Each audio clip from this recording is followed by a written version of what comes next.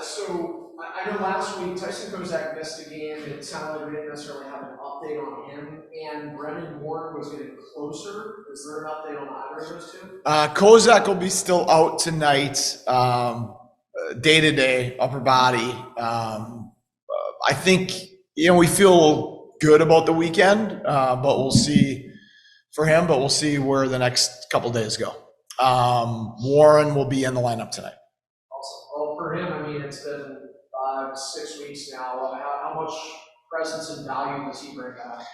It's hard to put a description on what Brendan Warren's come to mean to this group over the last 3+ years now. He's worked his way from being a guy that was a call up on a PTO from the East Coast League to a guy that is desperately missed when he's out of your lineup. His physicality, his forechecking ability, his penalty killing is just drips with team at all times, and just incredibly proud of the player that he's turned himself into. Well, you kind of spoke a little bit to that, but I guess more along that point. Like, how did he make that transformation? Because you see it all the time, guys coming from the coast and then come up, kind of a bubble guy. He was in the ECHL for pretty much 2 full years and transformed into what everyday American player. Yeah, and I think there's still more growth. I don't see a reason why he should stop here. Why? He's an unreal teammate. He's coachable. His work ethic's elite, and he's embraced and owned a role that's not easy. He plays with a lot of violence in his game, a lot of physicality. He plays a style that's very difficult to play against, and there's not that many of those guys out there that have the speed, the size, and the physicality that he has. And the way he plays is not easy to play, but he's owned it, and he's made himself extremely valuable because of it.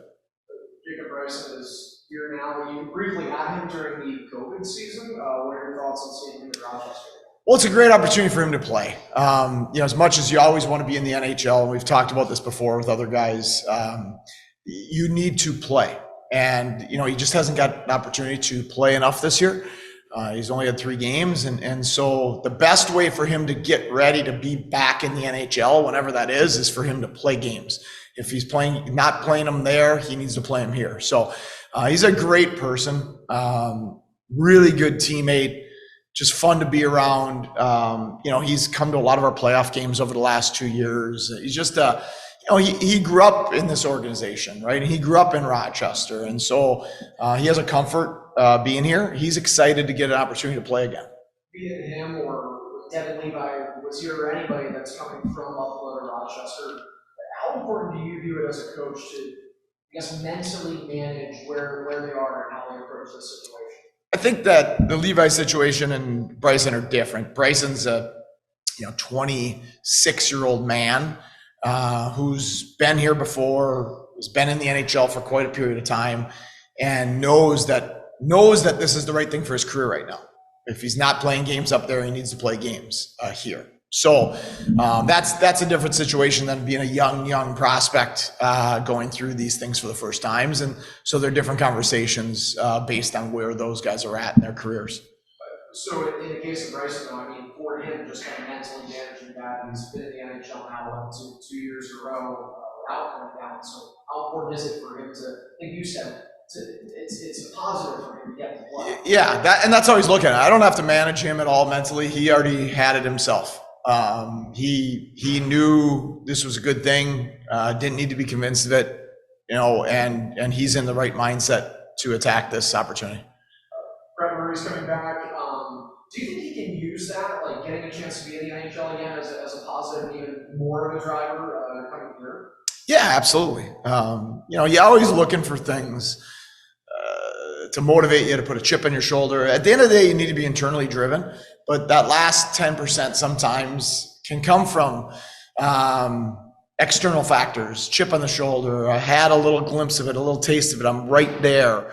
Hope is a very powerful thing, and for a lot of the last 2 years, no matter how good he played here, he wasn't getting that opportunity. And so to have that, even though it was just a week or so, to have that to help the Sabres win a couple games that he was in, there's that excitement, there's that hope, and it's attainable, it's tangible, and it should motivate you for more. One of the things I know you said before is if you have a full lineup in the American League, you got to make hay. How close do you feel this team is to being a full lineup now? Yeah, I mean, we're pretty darn close right now.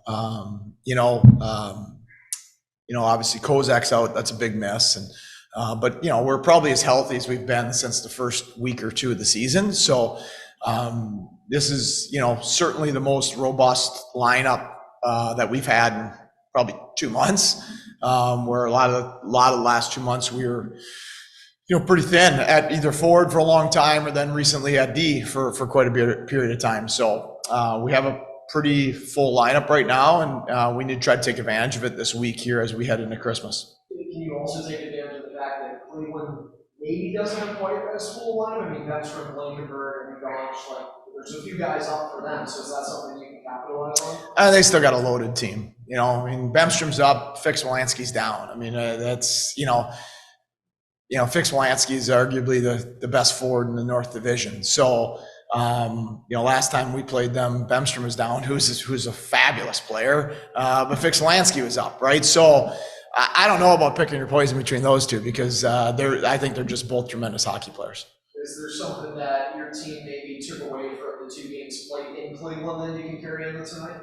Yeah, it took away what I thought going into the year, which is I think they're the best team in our division. I think have the deepest roster, the most offensive weapons, and so until proven otherwise, they're the top team in our division. It's going to be a heck of a challenge.